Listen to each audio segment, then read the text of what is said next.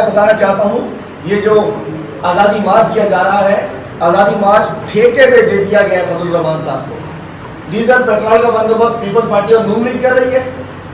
Diesel اور petrol کا بندوبست آزادی مارچ کے لیے نون لیگ اور پیپل پارٹی کر رہی ہے. علماء کرام نے ٹھیکے پہ مارچ لے لیا.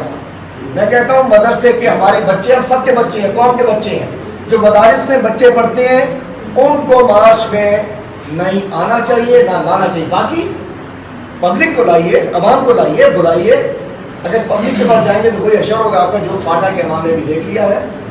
پاکستان تحریک انصاف ایک اپوزیشن کا کردار ادا کرتی رہے گی اور یہ چاہتے ہیں کہ حلیم عادل شیخ کی زبان بند کر سکتے ہیں، میرے ساتھی خرم شیر رحمان کی آواز بند کر سکتے ہیں، عمران خان صاحب کے ٹائیگرز کی، سپاہیوں کی، کھلاڑیوں کو راستہ روک سکتے ہیں.